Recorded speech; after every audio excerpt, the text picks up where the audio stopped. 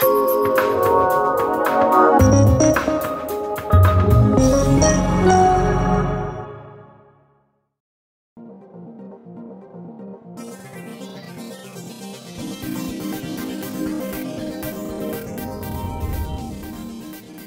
X Prize Foundation announced the Progressive Insurance Automotive X Prize in 2008. That piqued Edison2's founder, Oliver Kuttner's interest, and he decided to go after the prize, go after that $10 million prize purse that the X Prize Foundation was putting up to design a clean, safe, affordable vehicle that can get over 100 miles per gallon. He ended up putting together what amounts to a dream team from endurance racing. We have over 20 wins at Le Mans, Sebring, and Daytona.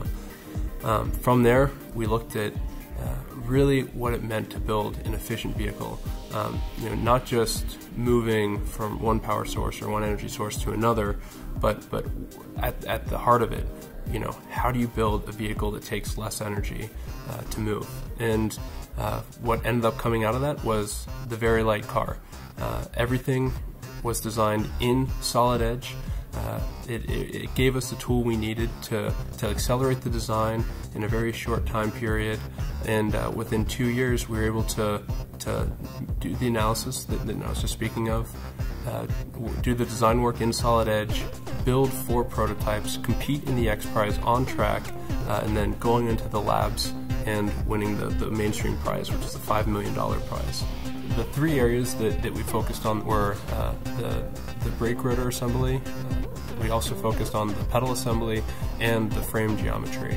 As we're moving forward with the next generation car, it's going to have a larger wheel size, and it's also going to be a little bit heavier.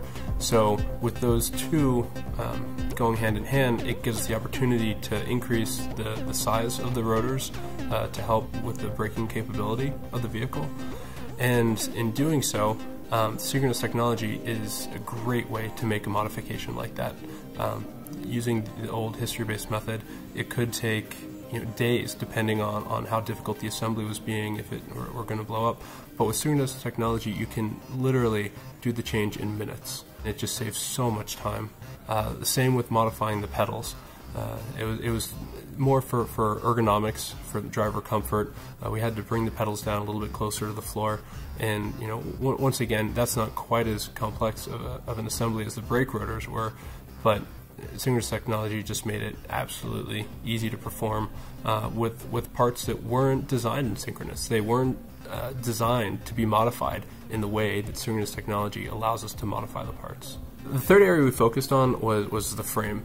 As we move forward, we're having to modify the frame slightly. As we go through some crash simulation, we try to increase the energy absorption of the crash box with the frame.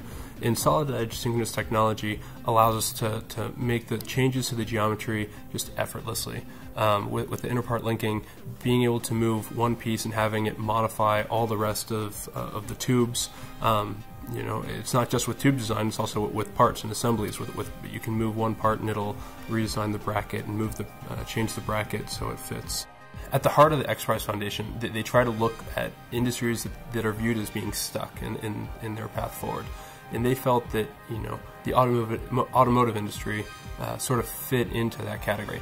There hadn't been any drastic leaps in fuel efficiency for a while, and they were hoping that this prize could help spark a future generation of engineers to design cars that can get over 100 miles per gallon.